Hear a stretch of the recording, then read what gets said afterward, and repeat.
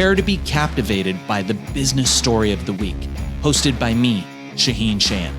Join us on a journey through the twists and turns of entrepreneurial triumphs and setbacks. Immerse yourself in the narrative and witness the magic that turns dreams into reality. This is Business Story of the Week. Welcome back once again. Here we are, Business Story of the Week, where we navigate the world of entrepreneurship, perseverance, innovation, success, struggles. You know how it is every week. I am your co-host, Joshua, and today we have ourselves a fun episode, right? So we're going to have a guest today that will speak to us about probably one of the most leading, if not the leading expert when it comes to fun, but we'll get into the specifics of that. Today we have Richard Hawk. Richard Hawk is a professional speaker, author, and consultant who helps companies create a more vibrant safety culture. He is, end quote, the world's leading expert in making safety fun and has been at it for over 40 years, ladies and gentlemen. Richard was a featured speaker at NASA and has written several articles and books on safety culture, while also writing as a columnist today for over 10 years now for Safety and Health Magazine, the largest safety magazine in the world. Once again, Richard Hawk is the world's leading expert on helping companies create a more vibrant safety culture by making safety fun. Hawk, I needed to repeat that last part because you really like a leading world expert, and we need to get into that. But first, how are you? Thank you for being on the show today. How's your day? Oh, doing great. This is fun. And you have a great spirit. And I'm so glad that you've gotten so many people subscribing and all to this. I asked you before we got started here about do you have a day job? Would you like to do this full time? And you said yes, basically, but it's a lot of work for you. And thank you. I feel honored. I've been doing this for a long time, but every time somebody wants to hear my opinions and what I've learned, it's a compliment for sure. And that must be quite the honor. And I am honored as well to have you here. And like you said, I enjoy this. This is fun for me. That's why I keep doing it. All like that, And I really want to get into your insight and your wisdom about that. But before we do, Hawk, this is what I always do. I always like to start these things, at the very beginning, where it all began. What is the story of Richard Hawk? Why safety? Why company safety in the first place? I'd like to ask, if there was something that happened in your childhood life, early experiences, or throughout your life. The real big question is, 40 years. You've been doing this 40 years. How did you do it? Actually, more than 40, but yeah. More than 40. How did you do it? Why doing it for so long? And why safety? All right, it's just going to be a wild story. It's not like you think. I wrote my play for my high school, which was I got a scholarship to go to Emerson in Boston Theater College. I wrote a play for Emerson, and we toured with it. It was a musical I wrote. Then I met my wife, and I taught guitar for a couple of years. Then she got pregnant. Still looking for how that happened, and I had to get a regular job. Like all I was doing then was playing in bands and playing music and just teaching guitar. And so one of my students, his father was a radiation protection manager at a nuclear power facility, which is about a half hour from the house. Big one. Has 3 reactors there, Salem and Hope Creek. So he got me a job there in radiation safety. And so I did that for a while. I went from teaching guitar to being in radiation safety at a nuclear power plant. A really big jump. And I worked there as a technician, then a supervisor in radiation safety. And I switched over to industrial safety, training first and then in the field. I had such a good time. And I just fell in love with the field, though there's this whole side of it that's nerdy and real technical and following all these rules, especially in the nuclear power industry. But I was like an outlier because I had made it so much fun and interesting. Even when I go out and, do inspections and all, I made it fun. Mhm. And so much so that in 1991, I decided, you know what, I'm going to take this on the road. And so I Okay. started doing this, and since Mhm. then I've been all over the world, and I've met so many people like yourself, and Mhm. I still am positive that making safety fun is one of and when I say fun, I mean energetic enjoyment, not just play. That you enjoy it and it's energetic. It's one reason why you said you're doing this, right, Josh? Well, the same thing goes Yes, for safety. absolutely. You want your folks to get involved with safety, make it so that they enjoy it. It can be funny and Right. fun in the sense of play at times. Right. You can make it so I've seen it too many times. You Mhm. can make it so your employees like their safety program rather than thinking it's Mhm. just Mhm. boring and a pain in the neck. That's Mhm. how it happened. That is such a story, and I love that you mentioned nuclear safety because I'm imagining right right away in my head. I'm imagining Homer, Homer Simpson. Yeah. Oh my word. I Yes. I was the safety guy at Hope Creek Oh, when Simpsons came out, and he oh, had the same job I had. yeah, Everybody at the plant, everybody knew me, even though there was about like 1,500 people. When there wasn't outages, when they weren't refueling, everybody knew Homer, right? You know how popular that got, yes, and everybody knew I was the absolutely. safety guy. I started getting called Homer by everybody, and I didn't want it. That I liked Hawk, but as you might know, as you probably do, you can't let your coworkers know that something bugs you because they'll keep it up. right, of course, So of course, I of acted course. like, oh, that's funny. And I would even go, duh, and I'd act like I was Homer. And it just faded I away. know it. Okay, all right, Yeah, I had the that's a same job Homer had. That's first funny. step, ladies and gentlemen, to our listeners. First step: don't let your coworkers bug you. Don't let them show it. Don't show it. Just Let let them it know it fade. bugs you. Right. It's funny because I was gonna ask, like, have you ever used it as a reference in any of your talks and not? But based on that answer, No, except definitely. for this story. This story I Okay, tell sometimes, but not now. all Because right. Okay, so I didn't spill coffee on the control panel. I've never done that. that's funny. Yeah. So Hawk, not Homer, ladies and gentlemen. So Hawk, um, it's just to make it a little more clear and to just kind of recap it with the audiences. Safety, right? Making safety fun because all these other organizations, usually industrial, but different organizations that involve safety, for our audience's listeners, what Richard Hawk does, is he makes these safety programs fun. Now, that's, I think, where my question leads to is like, it's such a niche Oh aspect, my such a God. niche Yes. thing. Like, it's like, who would have thought? Like, okay, of course, it's very common knowledge that all these safety programs aren't fun. They are No. boring. But Mm-mm. of course, you sit there. You're told that it's a requirement, and of course, the idea at the back of your head is always like, it doesn't have to be fun. There's no reason for it to be fun because this is like life and death situation, right? This is, you have to be serious about this because you have to, put in all seriousness. So you take the safety program seriously. But why? Talk to us about the concept of fun and bringing that into something such a serious matter, and how much more effective did it become? Oh, I've seen just amazing, almost revolution of cultures because Hmm. the leaders realized that making it fun. I think the thing that I have the most problem with that I've had in my career is I haven't found a word besides fun that fits into what I'm talking about.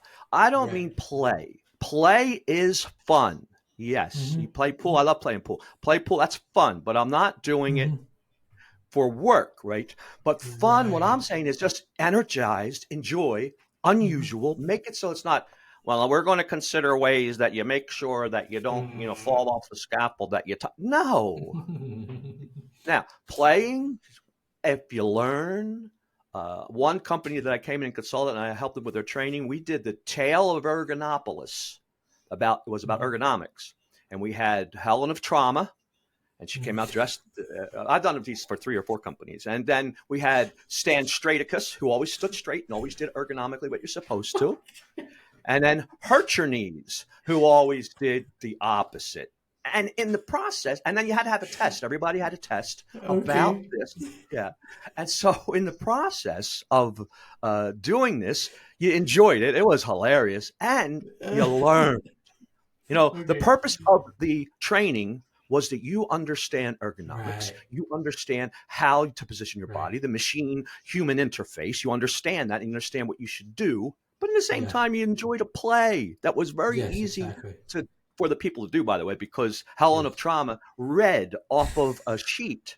So you'd have to memorize anything. And she would say, and Hurt Your Knees, he always bends over when he's sitting. He smokes and he does, it was like, and then the person just pantomimes. They don't do it. They just do what she said. So there is an example of making it fun, but meeting the objective. Now, certainly, I used to work for INPO for a while, the Institute of Nuclear Power Operations, studying accidents at nuclear power plants. And then we come up with recommendations. INPO helps nuclear power plants operate safely and do the right thing so that when the NRC comes in, which is the federal government, they don't find much mistakes. So INPO is actually paid for by the nuclear power. Anyway, I was studying fatalities. And certainly you're sitting in a meeting, especially if you're with people that are involved with the fatality, there's no place for a lot of jovial and a lot of, playing around, joking around. There's no place for it, right? I get that. But you can still enjoy the process. I still had fun. When I say fun, I mean, I still really enjoyed trying to figure out why this person did this, what went wrong with this component so that the person died.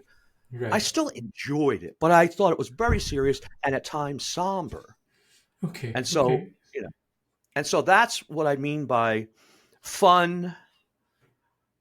And it's a vast variety of what that stands for.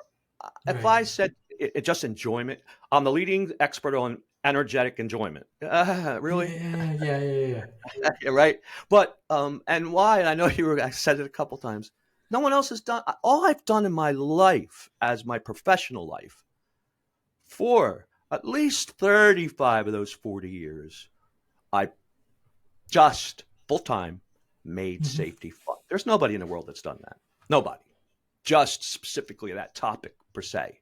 And so that's why I don't feel like I'm, bragging in a way I shouldn't. Because if I would love to meet somebody that would show me because then him and I or her and I would become best friends. Exactly. I was going to say. Go ahead.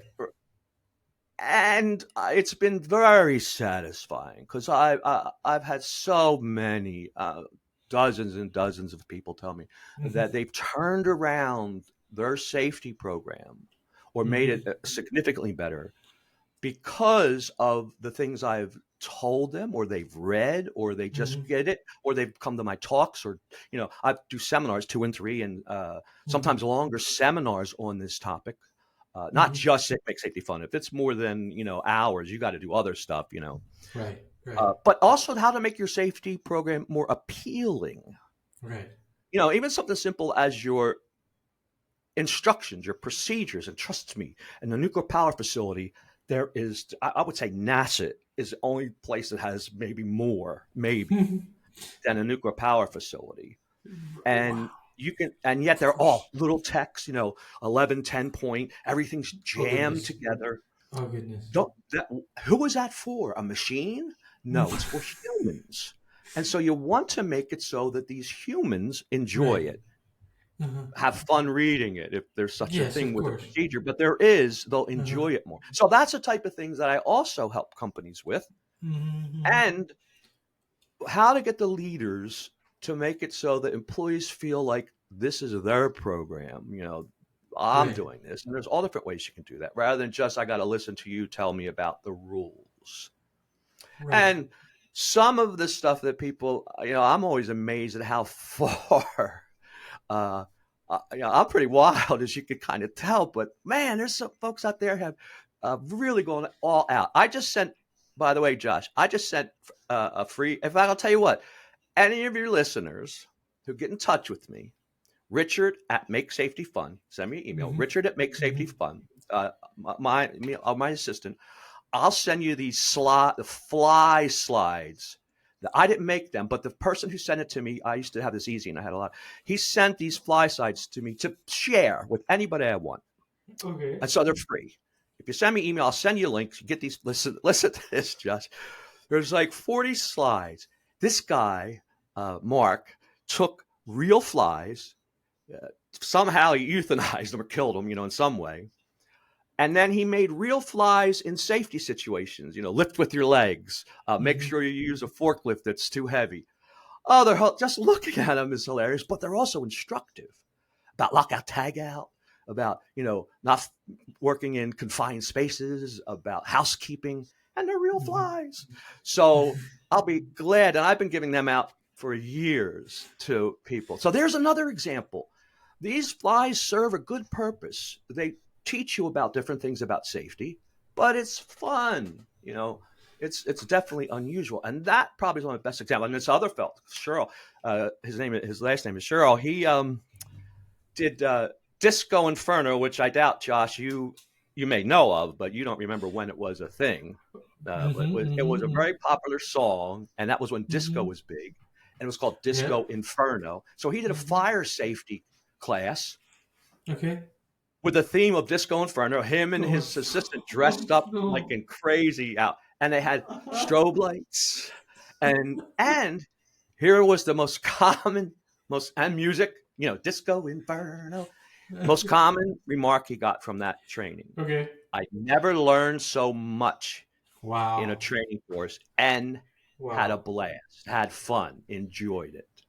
Wow. Because safety is so serious, because it's so vital to just our enjoyment of life and our, quality of life, it's important that you don't make it boring. It's important that you don't make it so that your folks don't want to listen to it. You want to make it so they want to listen because it's that important.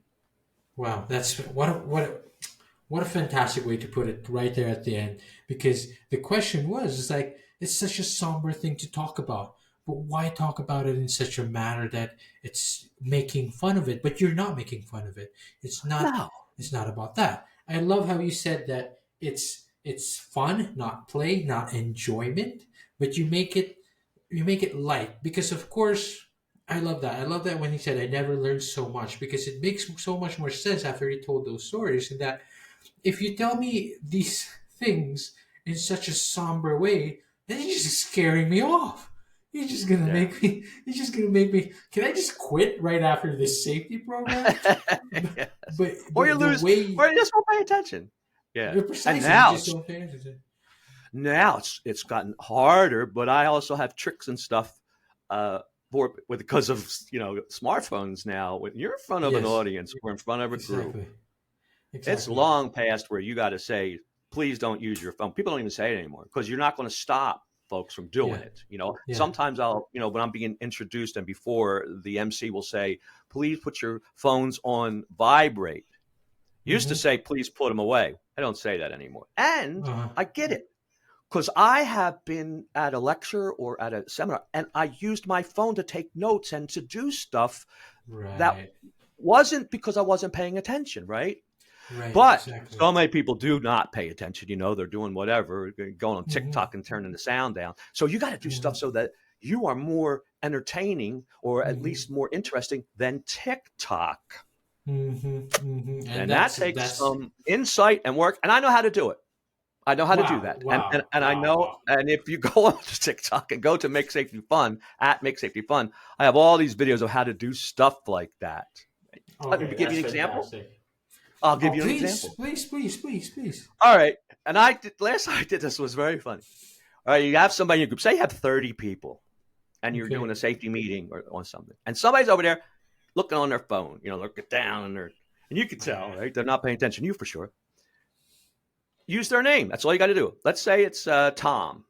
Okay. And you say, all right, we're going to go and get a permit to work in this electrical cabinet. Let's say Tom. Let's say Tom here is going to have to go work in this electrical cabinet on 54-foot elevation. Well, the first thing Tom would do, you are a special person if you can stay on your phone in a group when the person up front uses your name. You're going to pop your head up. You're going to hurt your neck.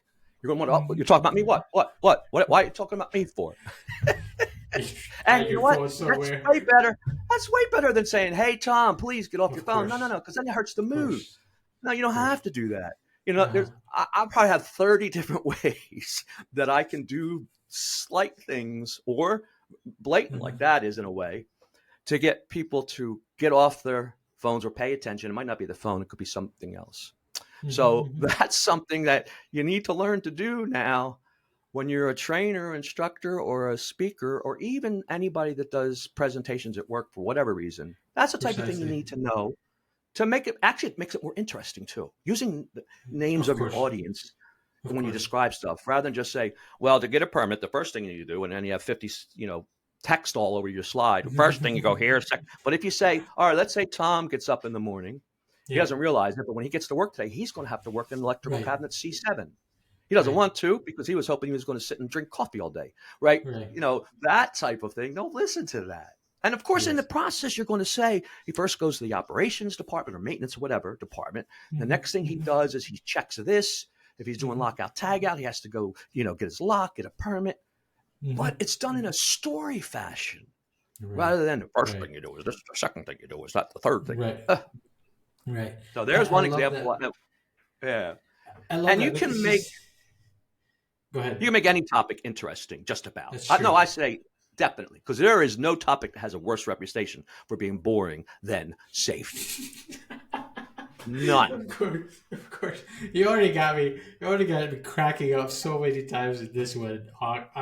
First of all, I absolutely love. I need to mention this again because I was cracking up. Helen of Trauma. Come on, that's like, how do you come up with that, right? But about creativity. Well, you heard my original background. I was in theater. That's what I went to college for. Which is pretty weird that I went to college for theater. Now I'm in safety. But that really tied in well. Really, I learned. I learned what gets people attention, and just for my speaking, but also helping other folks do it. Yes. Josh, the thing that I go to, obviously safety conventions all the time, whether I'm speaking or not, I tend to go. And I still constantly see, and this happens not just with safety presentations, just presentations in general, darken the room because now you're worried about the slides being seen. What? The slides are more important than you? No. Bunch of text, bullet points, and why you use bullets, I have no idea. There's no need most of the time for bullets. There's no need for them. It's just and then you read. Sometimes people will just read what's up on the screen. Precisely. It's for me. It's painful. You know why it's painful? Because it's so easy to stop that. It's just a matter of convention that has not been fruitful. Convention. It's not fruitful to do that. Yeah, it's true. And so I come in. And I come into an organization, if they hire me as a consultant, or if they hire me, not just to help with their culture, but they want me to help, say, with their safety professionals so that they can make their stuff more interesting. The first thing I tell them, one of the first things I tell them, that human interaction is more important and how people feel about this than any slide you could ever put up on that board. True. That's number one. You've got to have that first. And the three things you want, and every time you train, every time you do something in front of an audience, and also with your publications, you want three things: people to enjoy it, whatever that means, because it varies. If it's a procedure, enjoying that procedure means that it's easy to read. The words aren't, technical writing should not be difficult to understand. Yeah. Number two, you want it to be memorable. You want people to remember. Because if you give a safety session or you have a book on and somebody reads it and then doesn't remember a single thing, what good was it, right? Or doesn't remember anything. So you want to make it as memorable as possible. There's all different ways to do that. And third, practical. You tell a story, fine, but what does that have to do with what I'm doing, and what do I need to do different? So those are the three things generally, most of the time, that I try to get clients to instill in all that they do about safety: enjoyable, memorable, and practical. You get those three, you win. You get those three, people will like it. They'll like safety. Now you And could throw in some goofy stuff too, of course, at of times, course, but not too much, right? You don't want yeah, to. yeah. This isn't a show constantly, right? This Mhm. is. It is safety. You still have to realize what we're talking about. People, Absolutely. damaging their life or ending it, right? So, Precisely. so yeah. And if that isn't the gist of the puts together of what you do, enjoyable, memorable, practical, that Yes. doesn't put it all together of everything Yes. that If you I was, do. I think about that, Josh. If I was to say, the elevator speech, Yeah. I Yeah. say I help leaders at companies create a more vibrant safety culture by making safety fun in 3 ways. I make it Now I'm going to say this: enjoyable, memorable, and practical. There you go. Thank you, Josh. Let's If nothing else, go. I get out of this. I'll get that. Fantastic. Now we have an elevator speech. You heard it here Yes. first. And Right. you can thank me later, of course. Right. but this has all been such nice flow, and we're all really flowing into this. You answered all my future questions as well. Like I wanted to ask, like, I wanted to highlight that first, and how you call the attention of people with their phones, because not only do you not embarrass them, but you actually create a genuine connection by just Uh-huh. simply creating an environment, a safe environment, not literal danger safe, but safe in the sense that, oh, I feel safe that I won't be humiliated into this Yes, that's program really right now. important. Yes. And the only time I ever humiliate anybody, and I have, I know, well, hold on, let me finish. All right. Okay. If I really know the group well, we know each other, like when course. people were calling me Homer, right? And we're friends, and then they don't feel actually humiliated. It's just I pick on them, right? And like one time, one guy, I was doing some work for down in Louisiana for a dredging company, and this young guy was in the back on his phone, Yeah. and man, he was on his phone, and I knew him well. Johnny Specs, what's his name? I knew him well. I had worked with him out on the dredges and stuff. So while we're having this session, I come back to him and I said, "Hey, Johnny," and he looks up. Right, he was surprised. You don't know it, but I can read minds. And he's looking at me. I said, "You have a new girlfriend." He was young. I said, "You have a new girlfriend, don't you?" Oh, his face turned so red. Oh, He did. He had a new girlfriend. That's why he couldn't get off his phone. And he wasn't mad. He thought it was funny. We all laughed about it at lunch. So only then do you do something like that you know you can get away with, and nobody gets hurt, nobody gets humiliated. Actually, But other than that, I really try to make sure that my audience feels very comfortable. They can say whatever they want, Of course. pretty much. Nothing profane or anything. I would prefer they didn't, and they can interact in different ways, and I won't ever make them look humiliate or down, put them down. That's very important. In fact, same thing with safety, about people reporting things, coming to their supervisor to report something in the field. Safety. They have to feel comfortable doing that. Of course. And if they enjoy your company, if they enjoy, I used to, when I used to go out and do inspections, I used to do the craziest stuff, but for a purpose. I didn't do it just because I was enjoying myself. Practical. I did it because I wanted to make it fun. You can't make discipline fun. You can be kind about discipline, but see, there's coaching. Oh, definitely make coaching fun. Counseling. Well, coaching means you're going to just encourage, like a coach does on a football team, and show people what to do.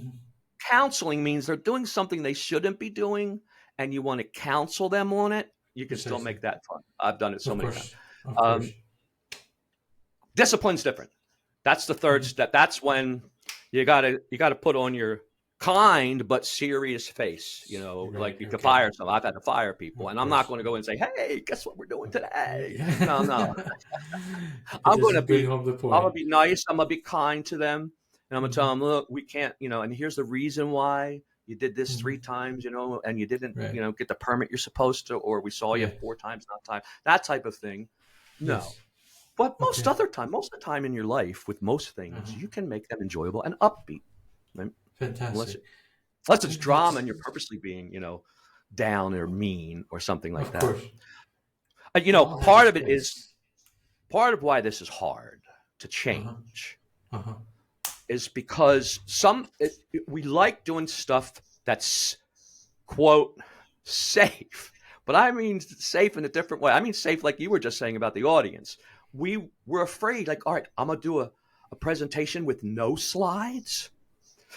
How's that possible? How could you possibly do that? Right? Of course. And I was, right. And I've had some of my best talks, hour-long talks, didn't use one slide because I couldn't. In fact, I don't use hardly the slides I use unless I have to because it's technical information and they need to see.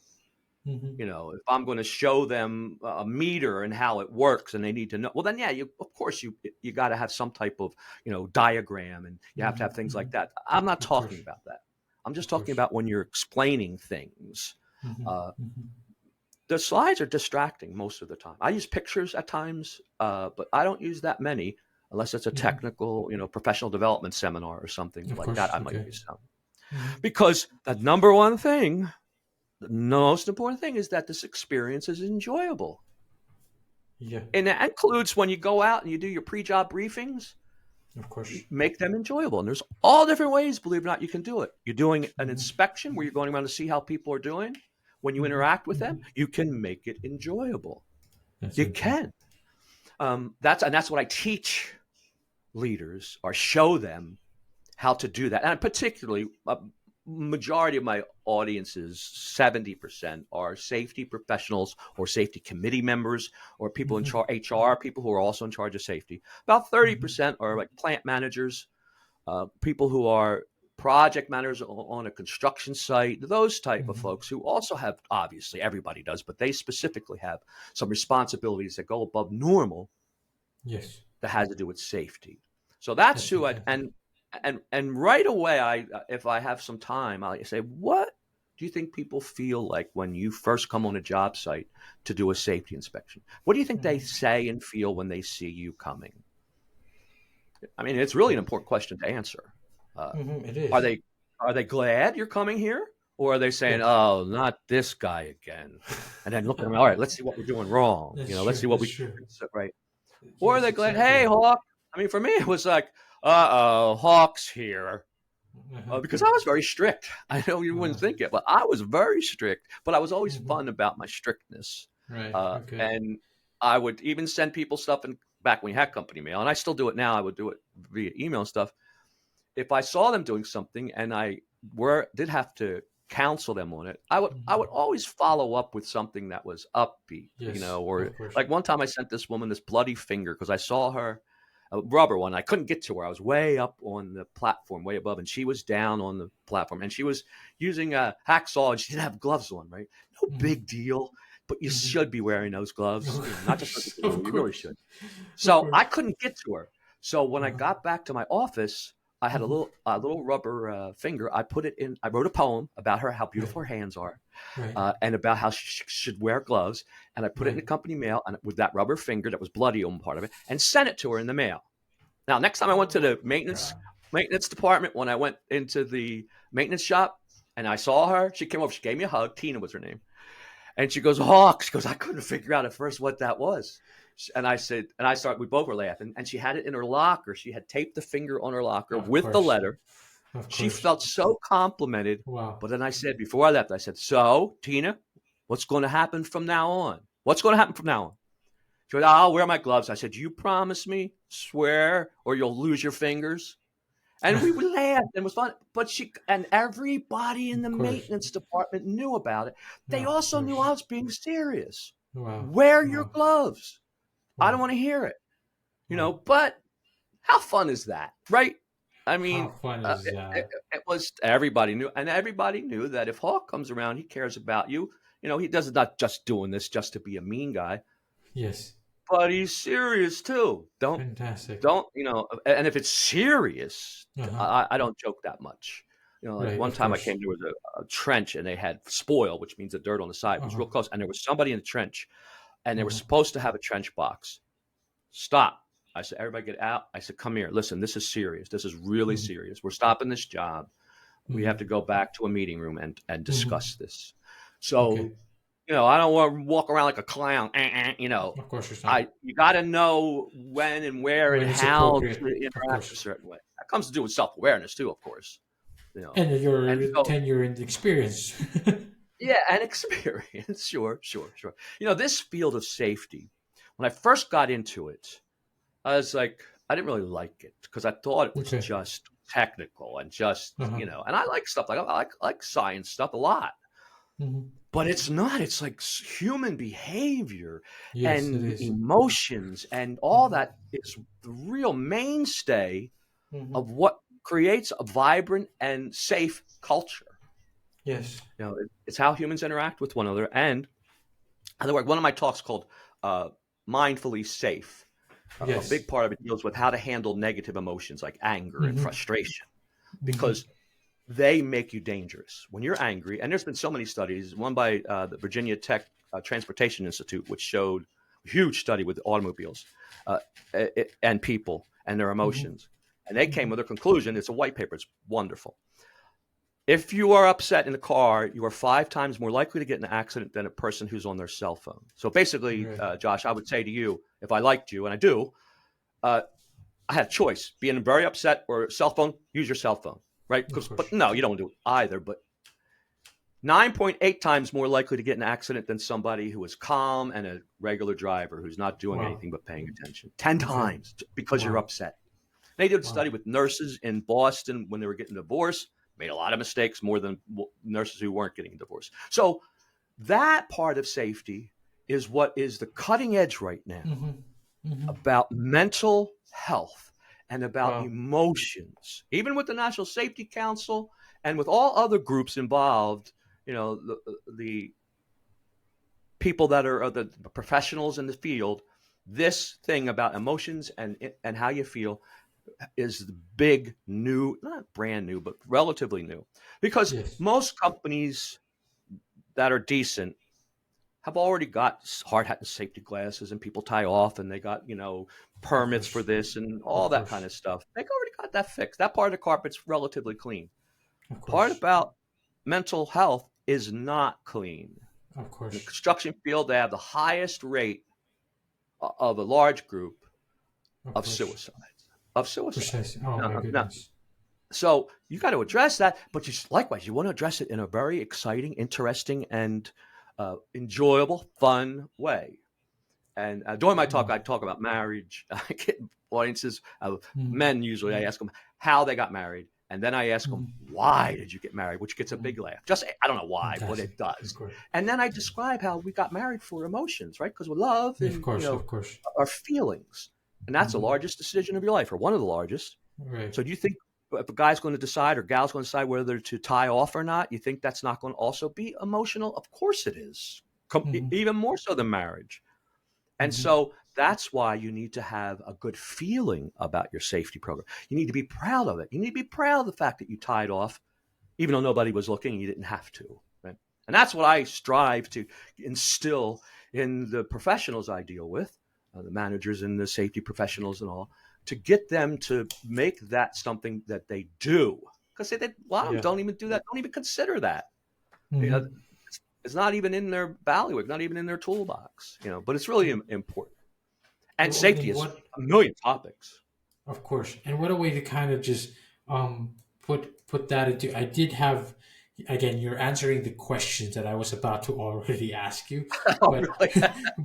but no, Sorry these are about that. great because Hey, wait, your wait, wait, wait. answer. Am I the opposite of a politician? Oh, okay, that's funny. Okay, that's funny. That needs to be on a clip. That needs to be on a clip. That's funny. Oh, but Hawk, look, you hear. I'm actually answering the questions before you even ask them. What? I'm actually answering Wow, them. But that's that's funny, what John. that is funny. You need to put that in one of your programs. Yeah, I will. I Hawk, will. I'll put it on my social media. I want to point these out a few things. First of all, when you said that you're dealing with the changes of how you present or how you talk to people, with this 40 years experience that you've had, you went from, not using slides and, dealing with phones, and to now you're also dealing with the cutting edge, so to speak, of safety, which also deals with mental health. Because of course today it is important. We are at the forefront of it, and of course it concerns safety. And that is a great advice that leads into what supposedly my question: what advice as safety leaders that you have, which is to include that into their programs, into protocols, make them someone who is fun that they can rely on. And I think that's just a great thing to point out.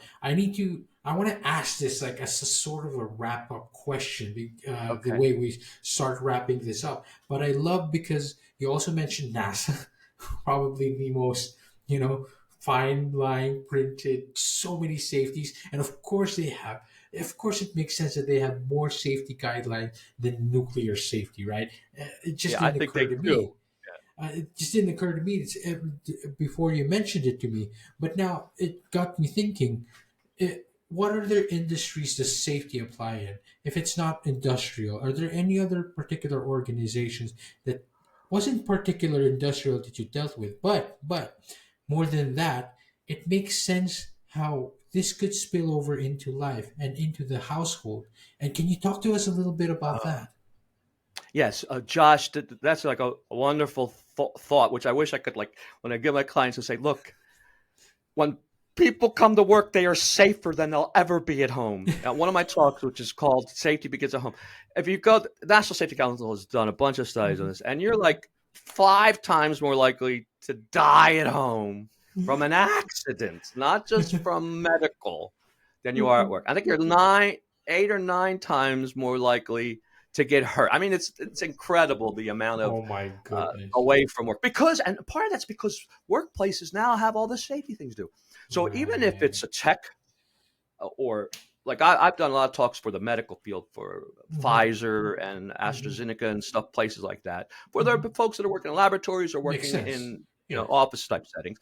And this field in particular, this part about being mindful about handling your negative emotions and involving Hmm. safety and health, Hmm. uh, it applies sometimes even more to Hmm. those groups Right. because I don't know. I was in the corporate world for a while as a safety manager, and I used to go Hmm. to like so many meetings, Hmm. and there was this special kind of stress, which you know what I'm talking about. It was just Hmm. even just being put together in cubicles with a bunch of people, and Hmm. all that, and that affects your paying attention. That affects your health, but also your safety. You're driving home and you're upset because your boss isn't a nice person and he doesn't Yes. appreciate you. You're more Yes. likely to get in a car accident. You're more likely when you get Yes. home and the Hmm. trash is over because your dog pulled out to get furious and do something Yes. stupid. Right. Hmm. So this subject applies to every human on the planet as Hmm. far as handling your negative emotions, making sure that you pay attention, that you're mindful when you're doing things that have Wow. a raised risk, like cleaning Wow. your gutters or doing anything at home really that Hmm. involves tools. Yeah. If you're upset and mad, you're going to be more likely to do something that's dangerous. And so Wow. that's why it's such an important topic for any industry. Wow. And That's some, by the true. way, I think it was AstraZeneca. The one site I was at, one of their campuses, they had a woman there full time. I was Hmm. thrilled because they had me come and speak. And I found Hmm. that they had a person full time who taught everybody, contractors, people, house people, people that worked there full time. And it was construction too. And, people in laboratories and such. Mindfulness. She was a full time mindfulness person. I Wow. was like, that is like the most wonderful Hmm. thing. Hmm. She said it was tough Hmm. at first because everybody was giving her, what mindfulness? What's that? Hmm. Right, type thing. Hmm. But this was her end of her second year. She goes, now they've all bought into it, and it's helped a lot. Wow. So That's there's a fantastic. case study for you right there. That's a fantastic. Wow, what a way to kind of wrap this up, Hawk. But that is so wonderful that mindfulness is, of course, and what an answer to my question, right? Like mindfulness and safety is, of course, will apply to all these industries, regardless of what industry you are, because we all need mindfulness. It really is the center of our safety. Hawk, as much as I would love to keep your fun and your energy and your enthusiasm in this Thanks. show, let me try to close this a little bit. Just tell us a little bit, like real close. I've been wanting to ask you this throughout the show. Have you always had I don't want to even want to call it funny bone because that's different, right? But have you always had this fun bone in you ever since? Yes. Since I was 8 years old. Oh wow. Yeah, I was the comedian. I know 6 billion jokes. I memorize all kind of funny stuff, and Oh wow. yes, I would say that my base. Everybody has a baseline for stuff. Your Mhm. baseline of how creative you are, a baseline of how much you like mechanics. Mine was higher than usual as far as Wow. this goes, and so yes, and then I got theater, and yeah, I would say. But Of I course also you were a know that theater kid. yeah, yeah, I would say some of it, but don't let that say, well, I'm not, so I can't. That's bull Hmm. because most everybody, when they're home and they're playing with their kids or doing stuff, Hmm. they have a playful side, have a fun side, an energetic Right. side. It's just that sometimes when they get it at work, they feel like they should drop it and just be serious all the time, Yeah, and that's that's true. not the best way to be a leader or to involve people with your safety program. You don't have to be, crazy, but you do need to have that, like you're saying, funny bone Fun inside you to bone. some degree that fits in your personality too. For sure. Yeah, I would actually call it fun bone instead of funny bone because it's like funny is like you can be fun, but Yeah, not funny is everyone is always humorous, fun. right? No, yeah, Exactly. fun bone. That's it. Yeah, Fun bone. fun There bone. you go. Yeah, Fun yeah. bone. You And probably could I've include been that. Go ahead. yeah, I've been in all different cultures that you wouldn't expect fun to be Right. important to them. Right. Of Everyone course. is. Of I course. spoke in Dubai, and they had a list of my talks, and some of them are serious titles, but they wanted the Hmm. one make your great leaders make safety fun. That's what they Right. wanted, and I thought they would be. Oh, I had a lovely time there. Very, very good time. A lot of money there, but it was great. The Hmm. people were wonderful, but they had their sense of humor too. I joked around a lot, but That's differently, pretty cool. Yeah, That's pretty different culture, cool. but everybody wants to have fun, energetic enjoyment. And that makes it everything so much more memorable. Hawk, thank you so much for your time. I Uh, want to give you this opportunity to let us know where we can find you, where can we connect with you, what else is there out there for you, and you have this new book coming out. Tell us about that. Tell us the audience and listeners where can we find that as well. okay. Well, thank you, Josh. I won't Mhm. pitch too much. I'm not great about pitching myself that much, but I do want to say this. Um, if you go to my website, makesafetyfun.com, you'll see Mhm. there's different things. There are books and stuff. One Mhm. which has all different jokes and stories and different things for safety. It's the only one in the universe. And I am now, because I actually had Josh go back to work again because of COVID. The speaking business went away, so I went back to the nuclear industry and was Mhm. demolishing a nuclear power plant, Oyster Creek in New Jersey. It's the oldest one in the country, but now it's debunked and now they're tearing it down. I was working there as a technician again because I needed the money. I Mhm. wasn't working for a while, right? And so now Mhm. I've gotten back into this field full All time, right. All right. and so I'm starting my podcast on next week. It'll be Make Mhm. Safety Fun, and at TikTok I do 2 or 3 videos every day now on at Make Safety Fun on TikTok, and Mhm. I just hire somebody. I'll be on Pinterest, and my main objective isn't just to make money, although I want to. It's to Mhm. give you stuff Of like that course. fly slides, or like Yes. here's 5 ways you can start a mindfulness program at your company. And my book, Mhm. Mindfully Safe, is about how mindfulness affects your safety behavior and a company's safety Mhm. goals, reaching them or not reaching them, and Yes. practical ways that you can get it started at your company. It's not Of course. easy. And you got to realize, mindfulness has this idea is like you're a real guru. No, very practical things you can Mhm. do. Yes. 5 ways during the day. And so, just to get in touch with me, and I want to mention again, I'll send you those fly slides. Uh, Yes, please. Actually, Jackie will send them to you, but they're Richard at Make Safety Fun is my email. And I don't Mhm. mind because Mhm. if I get a bunch, then that just means Jackie's going to have to work more. That's Of my wife, course. by the way. Okay. Okay.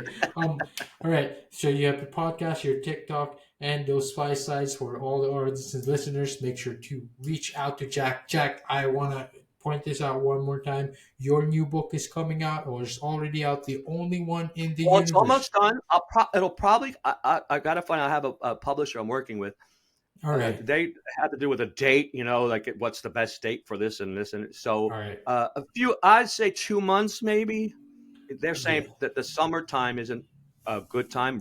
Spring is pretty good, so probably Okay. late spring at the most. All right, that's fantastic. And that's something that the audience and the listeners can look forward to. And I look forward to that too. And Hawk, I just want to point out before we close this out, like your energy has been such an uplifting, mood to all of this. And I'm just really happy that your natural gifts and your natural blessing has found this sort of niche that you're really the only guy that does this. That's pretty crazy.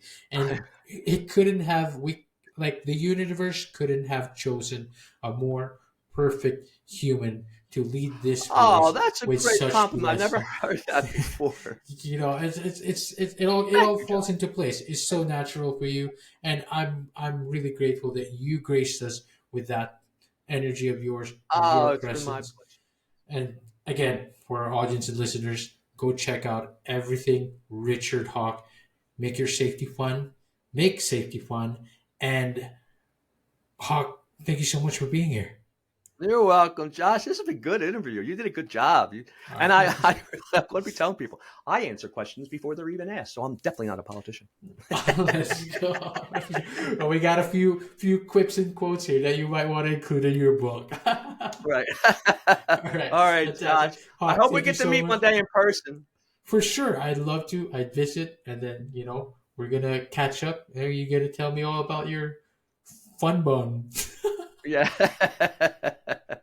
Okay, everyone, ladies and gentlemen, thank you so much. We'll see you on the next one. Bye-bye.